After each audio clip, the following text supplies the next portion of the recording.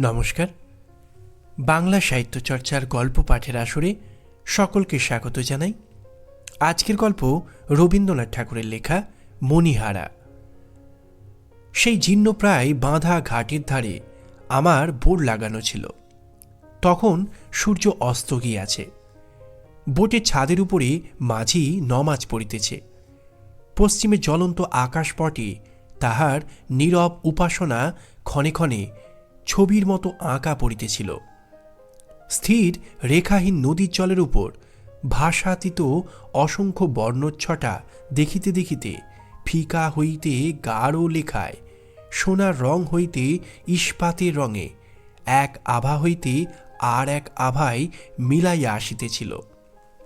জানালা ভাঙা, বারান্দা ঝুলিয়া পড়া জরাগ্রস্ত বৃহৎ অট্টালিকার সম্মুখে, অসত্যমূল বিদারিত ঘাটের উপরে ঝিল্লিমুখর সন্ধ্যাবেলায় একলা বসিয়া আমার শুষ্ক চক্ষুর কোণ ভিজিবে ভিজিবে করিতেছে। এমন সময় মাথা হইতে পা পর্যন্ত হঠাৎ চমকিয়া উঠিয়া শুনিলাম মহাশয়ের কোথা হইতে আগমন। দেখিলাম ভদ্রলোকটি স্বল্পাহার চিহ্ন, ভাগ্যলক্ষ্মী কর্তৃক নিতান্ত অনাদৃত। বাংলাদেশের অধিকাংশ বিদেশি চাকরের যেমন একরকম বহুকাল জীর্ণ সংস্কারবিহীন চেহারা, ইহারও সেইরূপ। ধুতির উপরে একখানি মলিন তৈলাক্ত আসামি মটকার বোতাম খোলা চাপকান। কর্মক্ষেত্র হইতে যেন অল্পক্ষণ হইল ফিরিতেছেন, এবং যে সময় কিঞ্চিত জলপান খাওয়া উচিত ছিল সেই সময় হতভাগ্য নদী তীরে কেবল সন্ধ্যার হাওয়া খাইতে আসিয়াছেন। আগন্তুক সোপান পার্শ্বে আসন গ্রহণ করিলেন। আমি কহিলাম, আমি রাঁচি হইতে আসিতেছি। কি করা হয়?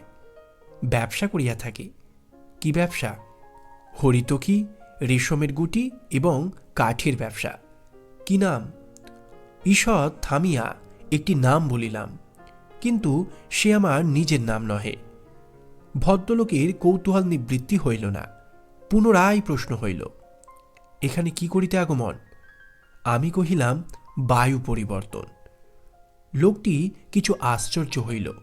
কহিল, মহাশয়, আজ প্রায় 6 বৎসর ধরিয়া এখানকার বায়ু এবং তাহার সঙ্গে সঙ্গে প্রত্যহ গড়ে 15 গ্রেন করিয়া কুইনাইন খাইতেছি, কিন্তু কিছু তো ফল পায় নাই। আমি কহিলাম, এ কথা মানিতেই হইবে।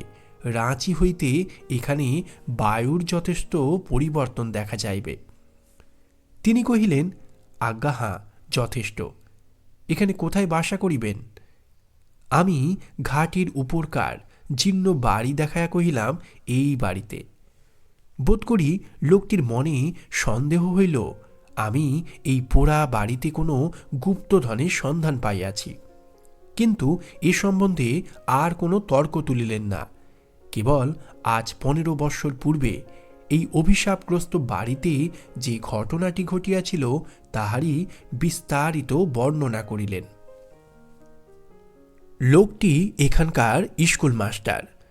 তাহার ক্ষুধা ও রোগশীর্ণ মুখে মস্ত একটা টাকের নিচে একজোড়া বড় বড় চক্ষু আপন কোটরের ভিতর হইতে অস্বাভাবিক উজ্জ্বলতায় জ্বলিতেছিল। তাহাকে দেখিয়া ইংরাজ কবি কোলরিজের সৃষ্ট প্রাচীন নাবিকের কথা আমার মনে পড়িল। মাঝি নমাজ পড়া সমাধা করিয়া রন্ধন কার্যে মন দিয়াছে। সন্ধ্যার শেষ আভাটুকু মিলাইয়া আসিয়া ঘাটের উপরকার জনশূন্য অন্ধকার বাড়ি আপন পূর্বাবস্থার প্রকাণ্ড প্রেত মূর্তির মতো নিস্তব্ধ দাঁড়াইয়া রহিল। স্কুল মাস্টার কহিলেন, আমি এই গ্রামে আসার প্রায় 10 বৎসর পূর্বে এই বাড়িতে ফণীভূষণ সাহা বাস করিতেন। তিনি তাহার অপুত্রক পিতৃব্য দুর্গামোহন সাহার বৃহৎ বিষয় এবং ব্যবসায়ের উত্তরাধিকারী হইয়াছিলেন, কিন্তু তাহাকে একালে ধরিয়াছিল। তিনি লেখাপড়া শিখিয়াছিলেন। তিনি জুতা সমেত সাহেবদের আপিসে ঢুকিয়া সম্পূর্ণ খাঁটি ইংরাজি বলিতেন। তাহাতে আবার দাড়ি রাখিয়াছিলেন। সুতরাং সাহেব সওদাগরের নিকট তাহার উন্নতির সম্ভাবনা মাত্র ছিল না। তাহাকে দেখিবা মাত্রই নব্যবঙ্গ বলিয়া ঠাউর হইত। আবার ঘরের মধ্যেও এক উপসর্গ জুটিয়াছিল। তাহার স্ত্রীটি ছিলেন সুন্দরী, একে কালেজে পড়া, তাহাতে সুন্দরী স্ত্রী। সুতরাং সেকালে চালচলন আর রহিল না। এমনকি ব্যামো হইলে অ্যাসিস্ট্যান্ট সার্জনকে ডাকা হইত।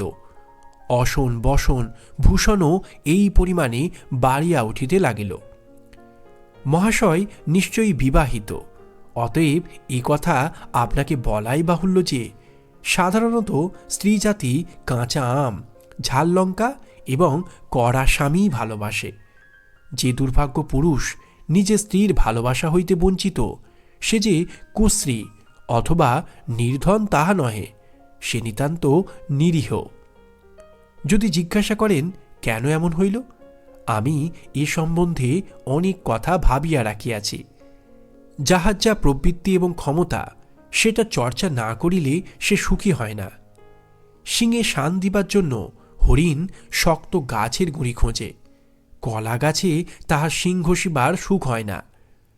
নরনারীর ভেদ হইয়া অবধি স্ত্রীলোক দুরন্ত পুরুষকে নানা কৌশলে ভুলাইয়া বশ করিবার বিদ্যা চর্চা করিয়া আসিতেছে।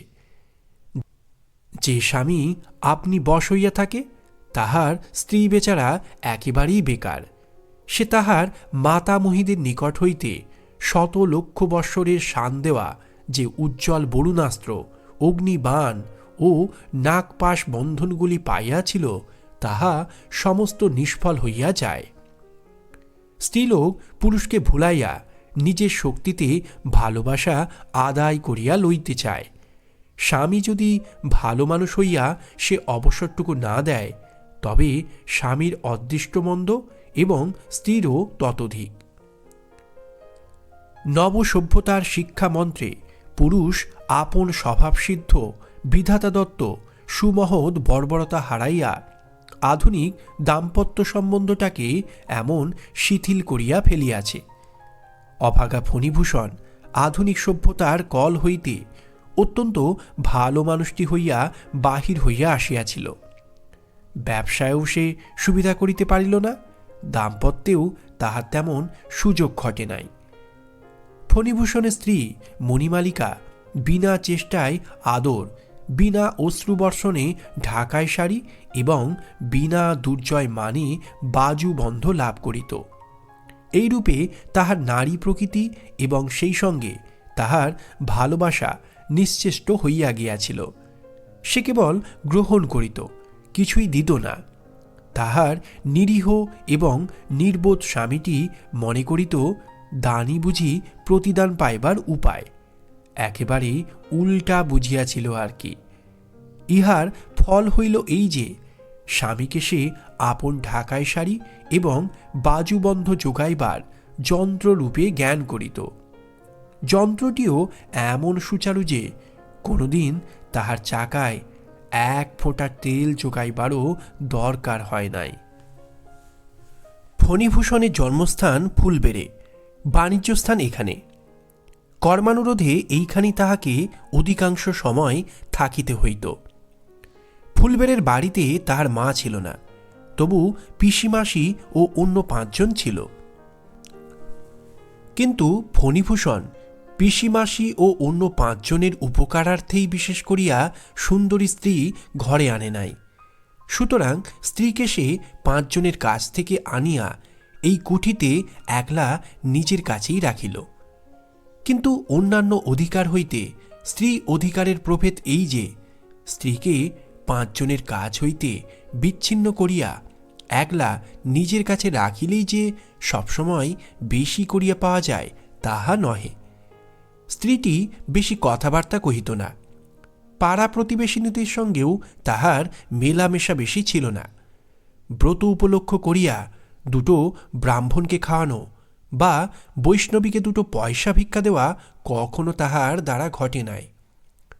তাহার হাতে কোনো জিনিস নষ্ট হয় না, কেবল স্বামীর আদরগুলা ছাড়া আর যাহা পাইয়াছে সমস্তই জমা করিয়া রাখিয়াছে। আশ্চর্যের বিষয় এই যে সে নিজের অপরূপ যৌবনশ্রী হইতেও যেন লেশমাত্র অপব্যয় ঘটিতে দেয় নাই। লোকে বলে তাহার 24 বৎসর বয়সের সময়ও তাহাকে 14 বৎসরের মতো কাঁচা দেখিতেছিল। যাহাদের হৃৎপিণ্ড বরফের পিণ্ড, যাহাদের বুকের মধ্যে ভালোবাসার জ্বালা যন্ত্রণা স্থান পায় না, তাহারা বোধ করি সুদীর্ঘকাল তাজা থাকে। তাহারা কৃপণের মতো অন্তরে বাহিরে আপনাকে জমাইয়া রাখিতে পারে।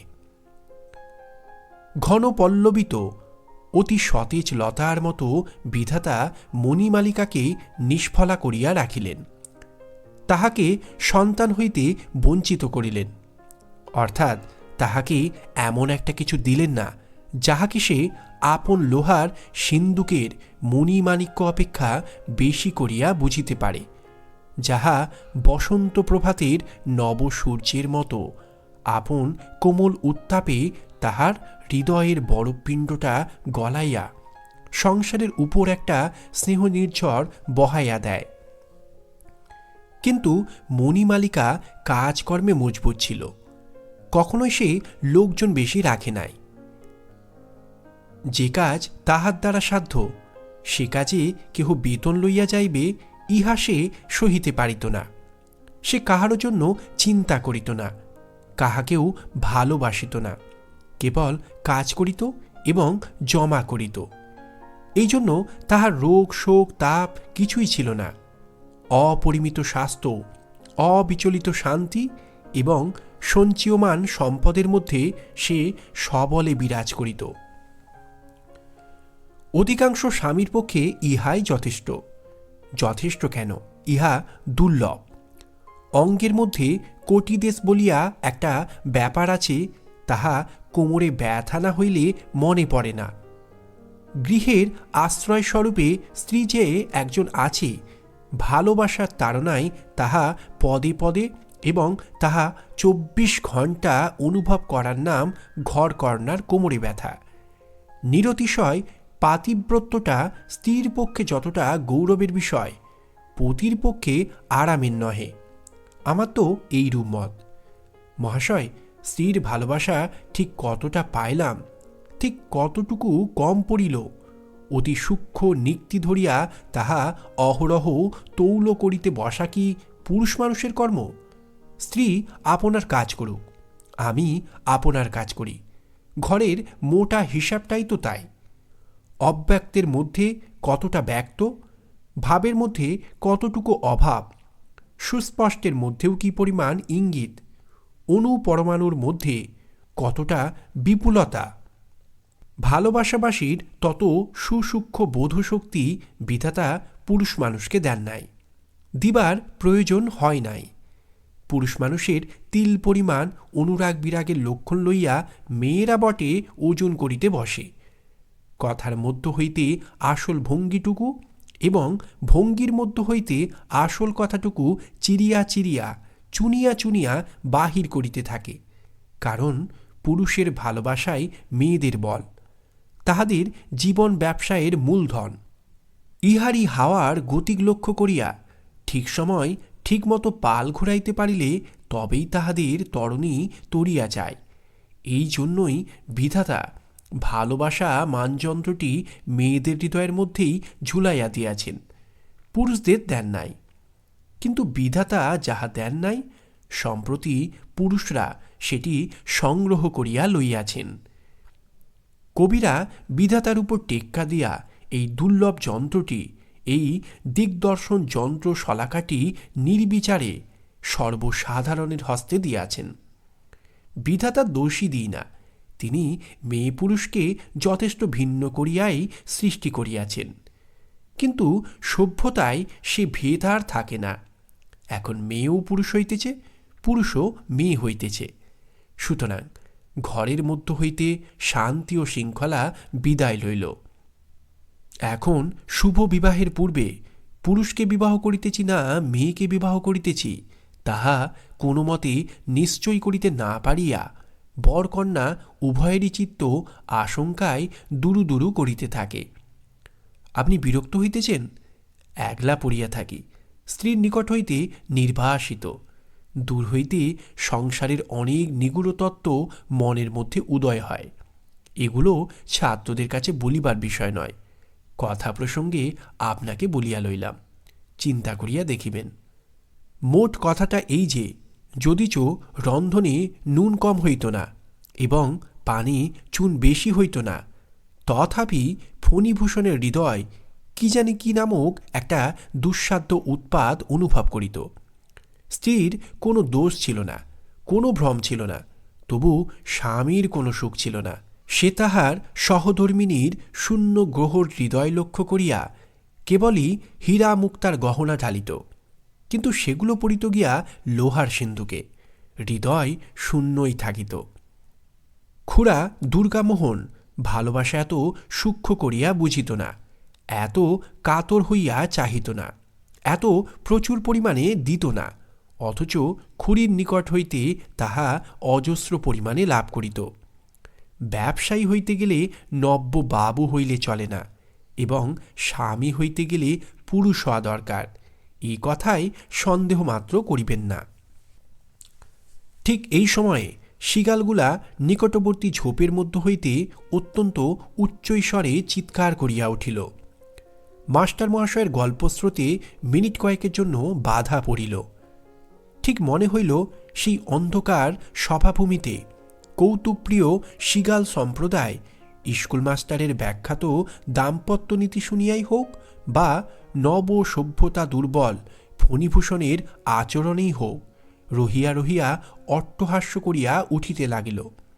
তাহাদের ভাবোচ্ছ্বাস নিবৃত্ত হইয়া জলস্থল দ্বিগুণতর নিস্তব্ধ হইলে মাস্টার সন্ধ্যার অন্ধকারে তাহার বৃহৎ উজ্জ্বল চক্ষু পাকাইয়া গল্প বলিতে লাগিলেন।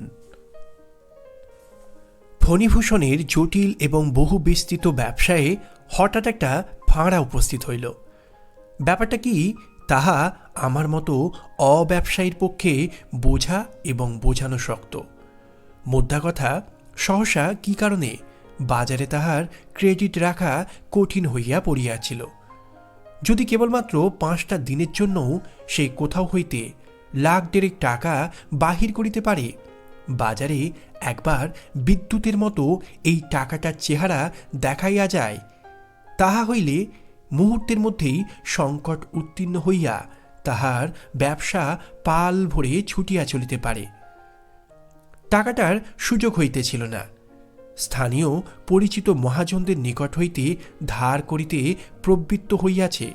এরূপ জনরব উঠিলে তাহার ব্যবসায়ের দ্বিগুণ অনিষ্ট হইবে আশঙ্কায় তাহাকে অপরিচিত স্থানে ঋণের চেষ্টা দেখিতে হইতেছিল। সেখানে উপযুক্ত বন্ধক না রাখিলে চলে না। গহনা বন্ধক রাখিলে লেখাপড়া এবং বিলম্বের কারণ থাকে না, চটপট এবং সহজেই কাজ হইয়া যায়। ফণিভূষণ একবার স্ত্রীর কাছে গেল। নিজের স্ত্রীর কাছে স্বামী যেমন সহজভাবে যাইতে পারে, ফণিভূষণের তেমন করিয়া যাইবার ক্ষমতা ছিল না।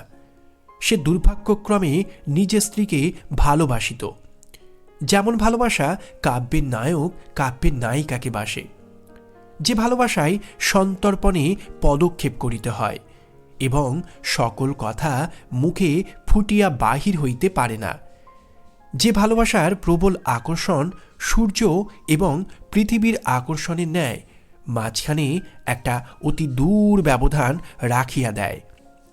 তথাপি তেমন তেমন দায়ে পড়িলে কাব্যের নায়ককেও প্রেয়সীর নিকট হুন্ডি এবং বন্ধক এবং হ্যান্ড নোটের প্রসঙ্গ তুলিতে হয়, কিন্তু সুর বাঁধিয়া যায়, বাক্যস্খলন হয়।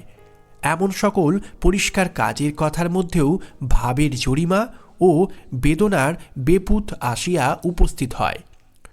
হতভাগ্য ফণিভূষণ স্পষ্ট করিয়া বলিতে পারিল না, ওগো আমার দরকার হইয়াছে, তোমার গহনাগুলো দাও। কথাটা বলিল, অথচ অত্যন্ত দুর্বলভাবে বলিল। মণিমালিকা যখন কঠিন মুখ করিয়া হাঁ না কিছুই উত্তর করিল না, তখন সে একটা অত্যন্ত নিষ্ঠুর আঘাত পাইল, কিন্তু আঘাত করিল না, কারণ পুরুষোচিত বর্বরতা লেশমাত্র তাহার ছিল না। যেখানে জোর করিয়া কাড়িয়া লওয়া উচিত ছিল, সেখানে সে আপনার আন্তরিক ক্ষোভ পর্যন্ত চাপিয়া গেল। যেখানে ভালোবাসার একমাত্র অধিকার, সর্বনাশ হইয়া গেলেও সেখানে বলকে প্রবেশ করিতে দিবে না, এই তাহার মনের ভাব। এ সম্বন্ধে তাহাকে যদি ভর্ৎসনা করা যাইত, তবে সম্ভবত সে এইরূপ সূক্ষ্ম তর্ক করিত যে, বাজারে যদি অন্যায় কারণেও আমার ক্রেডিট না থাকে, তবে তাই বলিয়া বাজার লুটিয়া লইবার অধিকার আমার নাই। স্ত্রী যদি স্বেচ্ছাপূর্বক বিশ্বাস করিয়া আমাকে গহনা না দেয়, তবে তাহা আমি কাড়িয়া লইতে পারি না। বাজারে যেমন ক্রেডিট, ঘরে তেমনি ভালোবাসা, বাহুবল কেবলমাত্র রণক্ষেত্রে। পদে পদে এইরূপ অত্যন্ত সূক্ষ্ম সূক্ষ্ম তর্কসূত্র কাটিবার জন্যই কি বিধাতা পুরুষ মানুষকে এরূপ উদার, এরূপ প্রবল, এরূপ বৃহদাকার করিয়া নির্মাণ করিয়াছিলেন? তাহার কি বসিয়া বসিয়া অত্যন্ত সুকুমার চিত্তবৃত্তিকে নিরতিশয় তনিমার সহিত অনুভব করিবার অবকাশ আছে, না ইহা তাহাকে শোভা পায়? যাহা হোক, আপন উন্নত হৃদয়বৃত্তির গর্বে স্ত্রীর গহনা স্পর্শ না করিয়া ফণিভূষণ অন্য উপায়ে অর্থ সংগ্রহের জন্য কলিকাতায় চলিয়া গেল। সংসারে সাধারণত স্ত্রীকে স্বামী যতটা চেনে, স্বামীকে স্ত্রী তাহার চেয়ে অনেক বেশি চেনে। কিন্তু স্বামীর প্রকৃতি যদি অত্যন্ত সূক্ষ্ম হয়, তবে স্ত্রীর অনুবীক্ষণে তাহার সমস্তটা ধরা পড়ে না। আমাদের ফণিভূষণকে ফণিভূষণের স্ত্রী ঠিক বুঝিত না।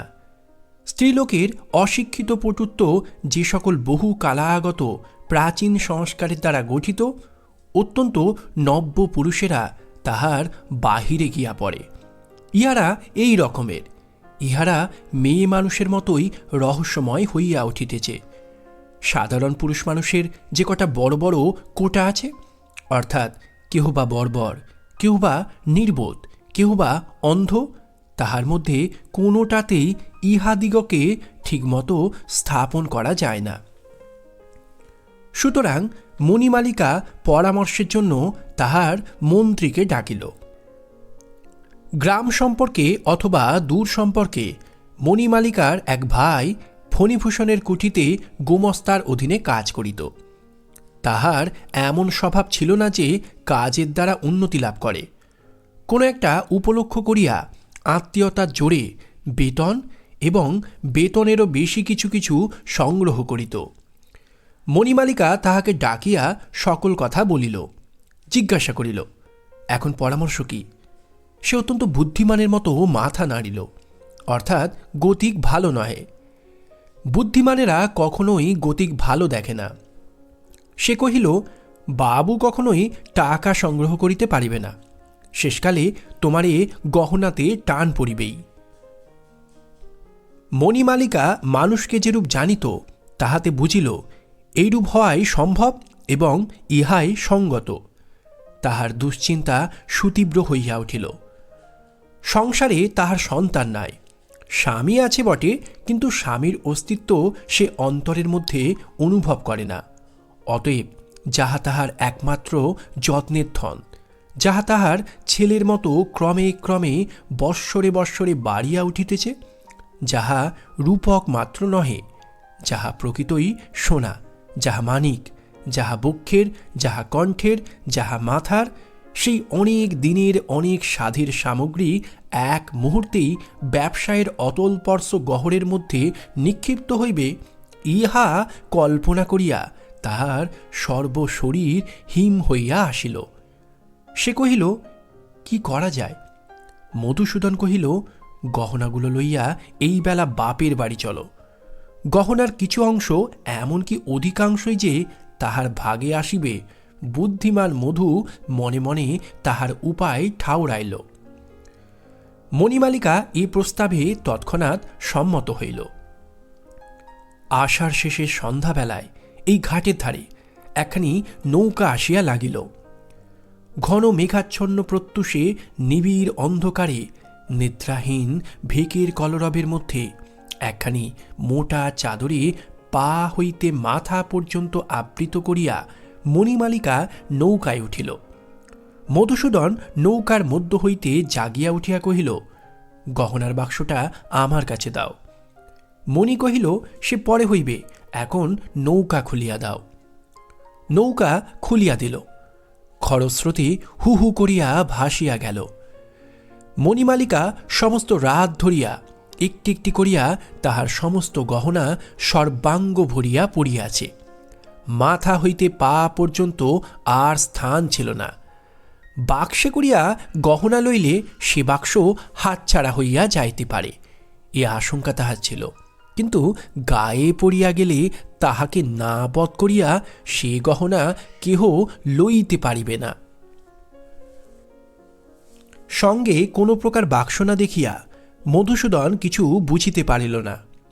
মোটা চাদরের নিচে যে মণিমালিকার দেহপ্রাণের সঙ্গে সঙ্গে দেহপ্রাণের অধিক গহনাগুলি আচ্ছন্ন ছিল, তাহা সে অনুমান করিতে পারে নাই।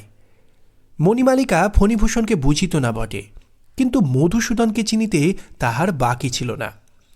মধুসূদন গোমস্তার কাছে একখানি চিঠি রাখিয়া গেল যে সে কর্ত্রীকে পিত্রালয়ে পৌঁছাইয়া দিতে রওনা হইল।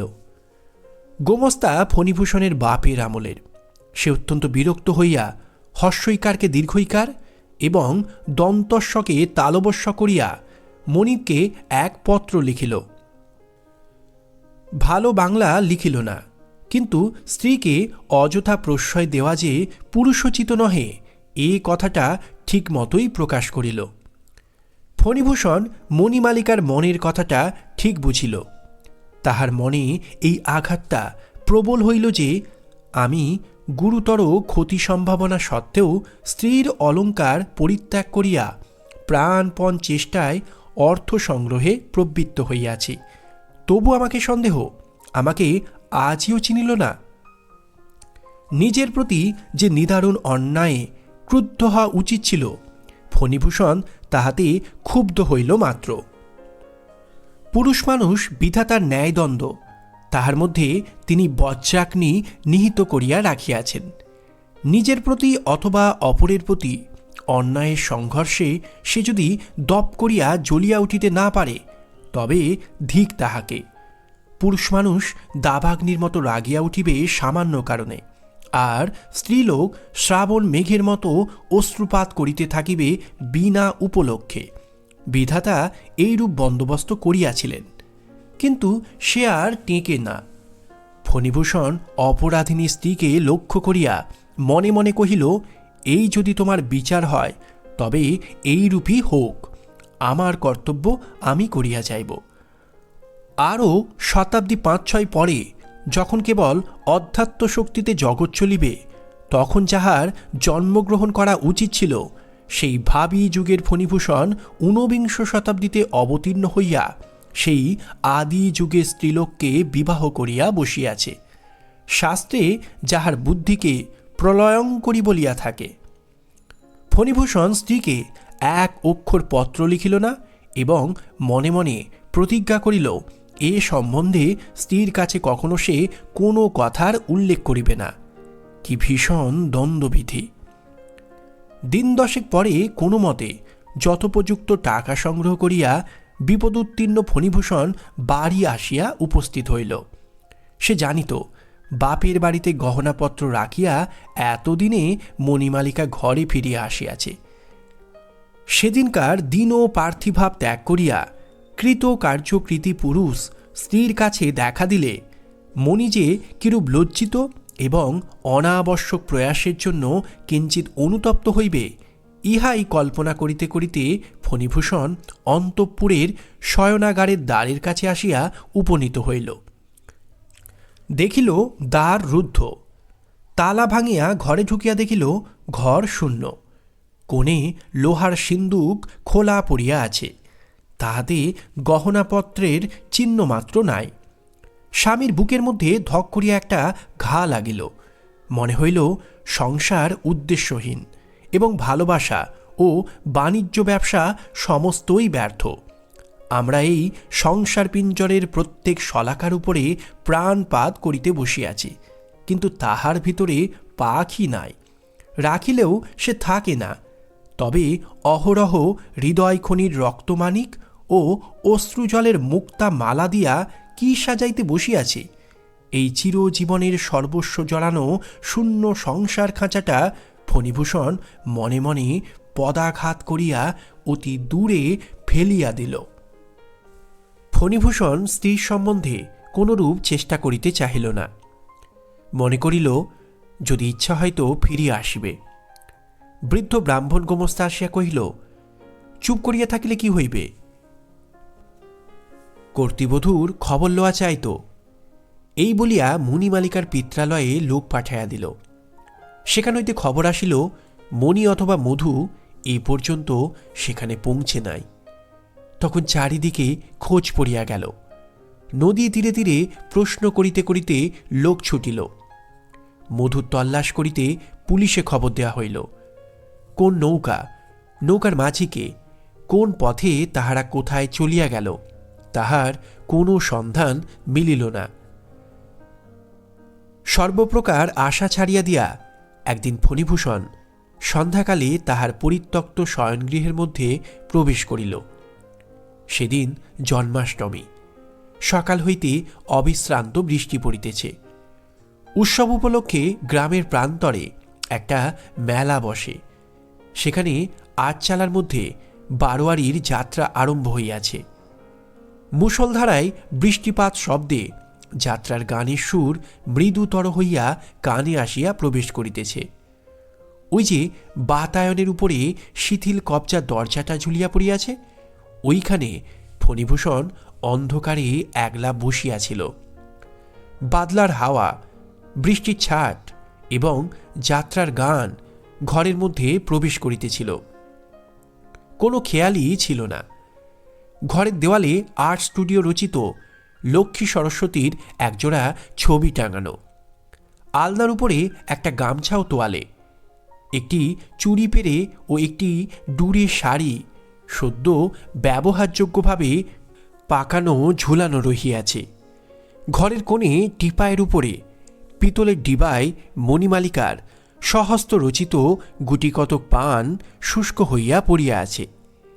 কাচের আলমারির মধ্যে তাহার আবাল্য সঞ্চিত চীনের পুতুল, এসেন্সের শিশি, রঙিন কাচের ডিক্যান্টার, শৌখিন তাস, সমুদ্রের বড় বড় কড়ি, এমনকি শূন্য সাবানের বাক্সগুলি পর্যন্ত অতি পরিপাটি করিয়া সাজানো।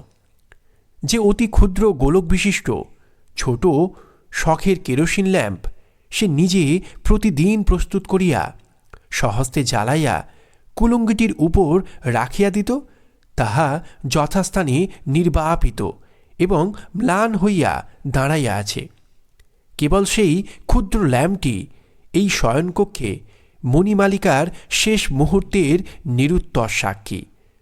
সমস্ত শূন্য করিয়া যে চলিয়া যায়, সেও এত চিহ্ন, এত ইতিহাস সমস্ত জড় সামগ্রীর উপর আপন সজীব হৃদয়ের এত স্নেহ স্বাক্ষর রাখিয়া যায়।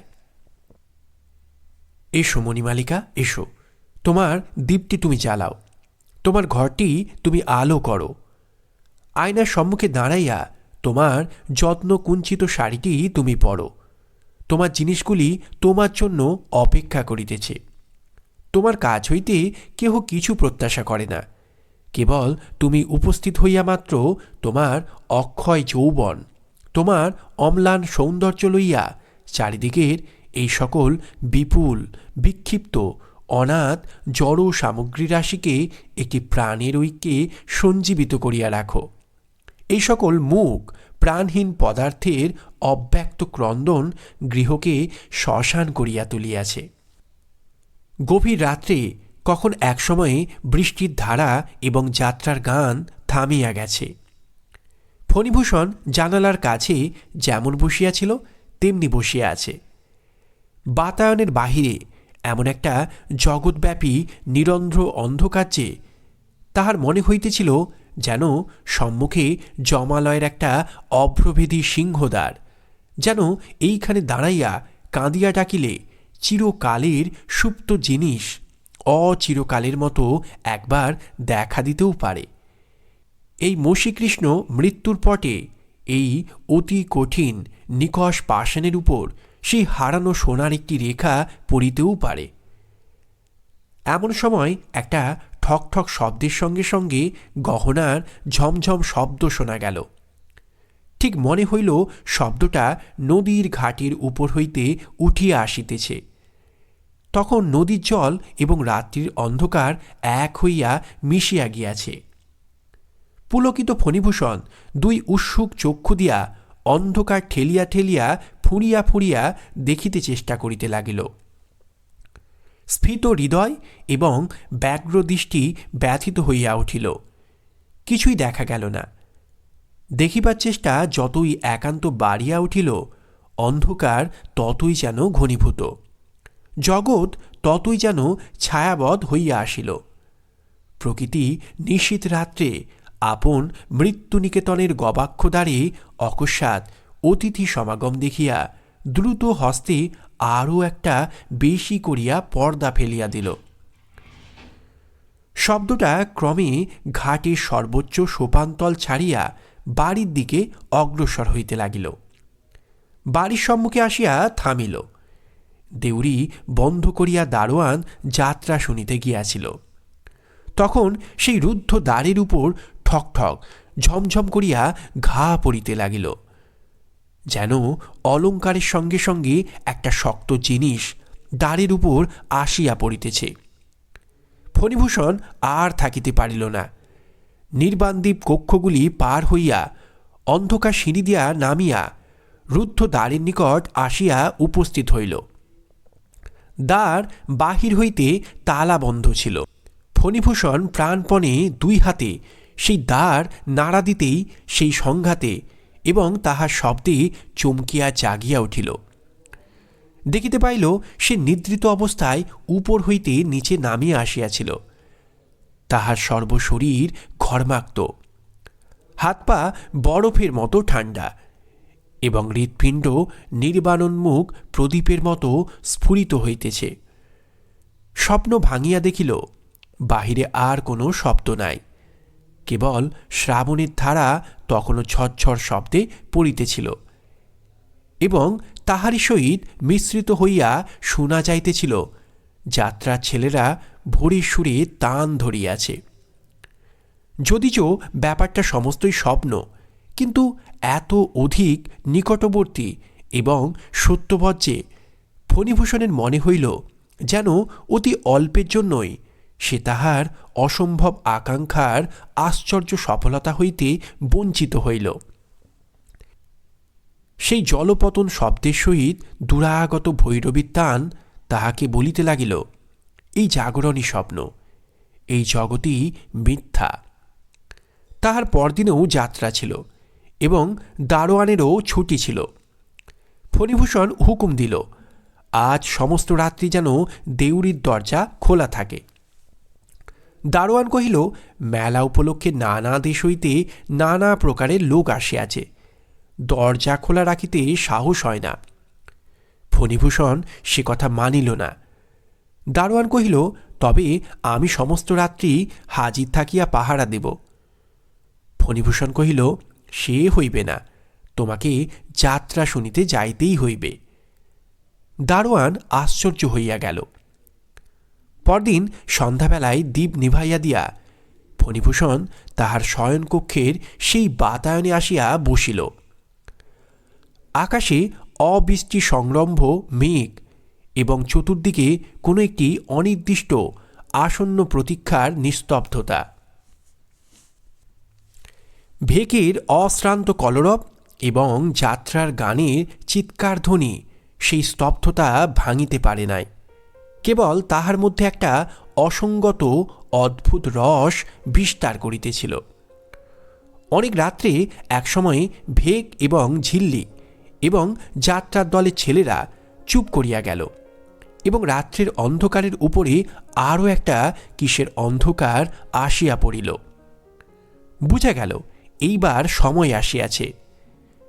পূর্বদিনের মতো নদীর ঘাটে একটা ঠক ঠক এবং ঝমঝম শব্দ উঠিল, কিন্তু ফণিভূষণ সেদিকে চোখ ফিরাইল না।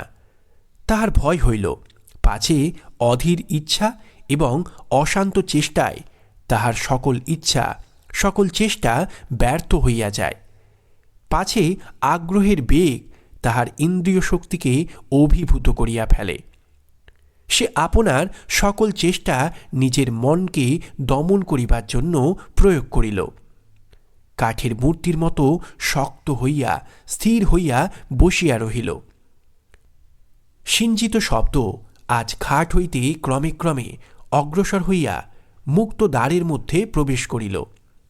শোনা গেল অন্দরমহলের গোল সিঁড়ি দিয়া ঘুরিতে ঘুরিতে শব্দ উপরে উঠিতেছে। ফণিভূষণ আপনাকে আর দমন করিতে পারে না। তাহার বক্ষ তুফানের ডিঙির মতো আছাড় খাইতে লাগিল এবং নিঃশ্বাস রোধ হইবার উপক্রম হইল। গোল সিঁড়ি শেষ করিয়া সেই শব্দ বারান্দা দিয়া ক্রমে ঘরের নিকটবর্তী হইতে লাগিল। অবশেষে ঠিক সেই শয়নকক্ষের দ্বারের কাছে আসিয়া খটখট এবং ঝমঝম থামিয়া গেল। কেবল চৌকাঠটি পার হইলেই হয়। ফণিভূষণ আর থাকিতে পারিল না। তাহার রুদ্ধ আবেগ এক মুহূর্তে প্রবল বেগে উচ্ছ্বসিত হইয়া উঠিল। সে বিদ্যুৎ বেগে চৌকি হইতে উঠিয়া কাঁদিয়া চিৎকার করিয়া উঠিল, মণি! অমনি সচকিত হইয়া জাগিয়া দেখিল তাহারই সেই ব্যাকুল কণ্ঠের চিৎকারে ঘরের সার্সিগুলা পর্যন্ত স্পন্দিত হইতেছে। বাহিরে সেই ভেকের কলরব এবং যাত্রার ছেলেদের ক্লিষ্ট কণ্ঠের গান। ফণিভূষণ নিজের ললাটে সবলে আঘাত করিল। পরদিন মেলা ভাঙিয়া গেছে। দোকানি এবং যাত্রার দল চলিয়া গেল। ফণিভূষণ হুকুম দিল, সেদিন সন্ধ্যার পর তাহার বাড়িতে সে নিজে ছাড়া আর কেহই থাকিবে না। চাকরেরা স্থির করিল বাবু তান্ত্রিক মতে একটা কি সাধনে নিযুক্ত আছেন। ফণিভূষণ সমস্ত দিন উপবাস করিয়া রহিল। জনশূন্য বাড়িতে সন্ধ্যাবেলায় ফণিভূষণ বাতায়নতলে আসিয়া বসিল। সেদিন আকাশের স্থানে স্থানে মেঘ ছিল না এবং ধৌত নির্মল বাতাসের মধ্য দিয়া নক্ষত্রগুলিকে অত্যুজ্জ্বল দেখাইতেছিল। কৃষ্ণপক্ষ দশমীর চাঁদ উঠিতে অনেক বিলম্ব আছে। মেলা উত্তীর্ণ হইয়া যাওয়াতে পরিপূর্ণ নদীতে নৌকা মাত্রই ছিল না এবং উৎসব জাগরণ ক্লান্ত গ্রাম 2 রাত্রি জাগরণের পর আজ গভীর নিদ্রায় নিমগ্ন। ফণিভূষণ একখানা চৌকিতে বসিয়া চৌকির পিঠের উপর মাথা ঊর্ধ্বমুখ করিয়া তারা দেখিতেছিল, ভাবিতেছিল। একদিন যখন তাহার বয়স ছিল 19, যখন কলিকাতার কলেজে পড়িত, তখন সন্ধ্যাকালে গোলদিঘির তৃণ শয়নে চিত হইয়া হাতের উপরে মাথা রাখিয়া ওই অনন্তকালের তারাগুলির দিকে চাহিয়া থাকিত এবং মনে পড়িত তাহা সেই নদীকূলবর্তী শ্বশুরবাড়ির একটি বিরল কক্ষে 14 বৎসরের বয়ঃসন্ধিগতা মণির সেই উজ্জ্বল কাঁচা মুখখানি। তখনকার সেই বিরহ কি সুমধুর! তখনকার সেই তারাগুলির আলোক স্পন্দন হৃদয়ের যৌবন স্পন্দনের সঙ্গে সঙ্গে কি বিচিত্র বসন্ত রাগেনও জ্যোতি তালাভ্যাং বাজিয়া বাজিয়া উঠিত। আজ সেই একই তারা আগুন দিয়া আকাশে মোহমুদ্গরের শ্লোক কয়টা লিখিয়া রাখিয়াছে, বলিতেছে সংসারও মতীব বিচিত্র। দেখিতে দেখিতে তারাগুলি সমস্ত লুপ্ত হইয়া গেল। আকাশ হইতে একখানা অন্ধকার নামিয়া এবং পৃথিবী হইতে একখানা অন্ধকার উঠিয়া চোখের উপরকার এবং নিচেকার পল্লবের মতো একত্র আসিয়া মিলিত হইল। আজ ফণিভূষণের চিত্ত শান্ত ছিল। সে নিশ্চয়ই জানিত আজ তাহার অভীষ্ট সিদ্ধ হইবে। সাধকের নিকট মৃত্যু আপন রহস্য উদ্ঘাটন করিয়া দিবে। পূর্বরাত্রির মতো সেই শব্দ নদীর জলের মধ্য হইতে ঘাটের সোপানের উপর উঠিল। ফণিভূষণ 2 চক্ষু নিমীলিত করিয়া স্থির দৃঢ়চিত্তে ধ্যানাসনে বসিল। শব্দ দ্বারী শূন্য দেউড়ির মধ্যে প্রবেশ করিল। শব্দ জনশূন্য অন্তঃপুরে গোল সিঁড়ির মধ্য দিয়া ঘুরিয়া ঘুরিয়া উঠিতে লাগিল। শব্দ দীর্ঘ বারান্দা পার হইল এবং শয়নকক্ষের দ্বারের কাছে আসিয়া ক্ষণকালের জন্য থামিল। ফণিভূষণের হৃদয় ব্যাকুল এবং সর্বাঙ্গ কণ্টকিত হইয়া উঠিল, কিন্তু আজ সে চক্ষু খুলিল না। শব্দ চৌকাঠ পার হইয়া অন্ধকার ঘরের মধ্যে প্রবেশ করিল। আলনায় যেখানে শাড়ি কৌঁচানো আছে, কুলুঙ্গিতে যেখানে কেরোসিনের দ্বীপ দাঁড়াইয়া, টিপায়ের ধারে যেখানে পানির বাটায় পান শুষ্ক, এবং সেই বিচিত্র সামগ্রীপূর্ণ আলমারির কাছে প্রত্যেক জায়গায় এক একবার করিয়া দাঁড়াইয়া অবশেষে শব্দটা ফণিভূষণের অত্যন্ত কাছে আসিয়া থামিল। তখন ফণিভূষণ চোখ মেলিল এবং দেখিল ঘরে নবোদিত দশমীর চন্দ্রালোক আসিয়া প্রবেশ করিয়াছে এবং তাহার চৌকির ঠিক সম্মুখে একটি কঙ্কাল দাঁড়াইয়া। সেই কঙ্কালের 8 আঙুলে আংটি, করতলে রতন চক্র, প্রকোষ্ঠে বালা, বাহুতে বাজুবন্ধ, গলায় কণ্ঠী, মাথায় সিঁথি। তাহার আপাদ মস্তকে অস্থিতে অস্থিতে এক একটি আভরণ সোনায় হীরায় ঝকমক করিতেছে। অলঙ্কারগুলি ঢিলা ঢলঢল করিতেছে, কিন্তু অঙ্গ হইতে খসিয়া পড়িতেছে না। সর্বাপেক্ষা ভয়ঙ্কর তাহার অস্থিময় মুখে তাহার 2 চক্ষু ছিল সজীব।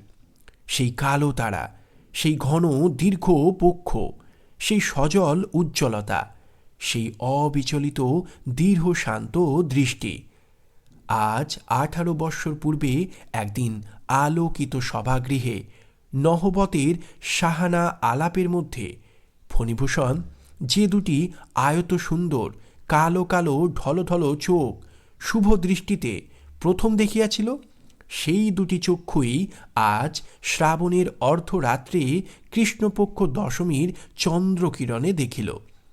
দেখিয়া তাহার সর্বশরীরের রক্ত হিম হইয়া আসিল।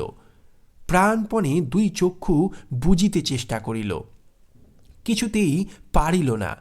তাহার চক্ষু মৃত মানুষের চক্ষুর মতো নির্নিমেষ চাহিয়া রহিল। তখন সেই কঙ্কাল স্তম্ভিত ফণিভূষণের মুখের দিকে তাহার দৃষ্টি স্থির রাখিয়া দক্ষিণ হস্ত তুলিয়া নীরবে অঙ্গুলি সংকেতে ডাকিল। তাহার 4 আঙুলের অস্থিতে হীরার আংটি ঝকমক করিয়া উঠিল। ফণিভূষণ মূঢ়ের মতো উঠিয়া দাঁড়াইল। কঙ্কাল দ্বারের অভিমুখে চলিল। হাড়িতে হাড়িতে গহনায় গহনায় কঠিন শব্দ হইতে লাগিল।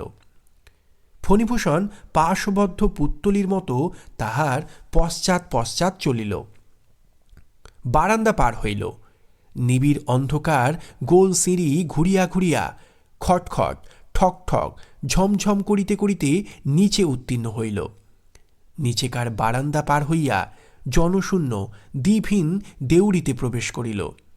অবশেষে দেউড়ি পার হইয়া ইটের খোয়া দেওয়া বাগানের রাস্তায় বাহির হইয়া পড়িল।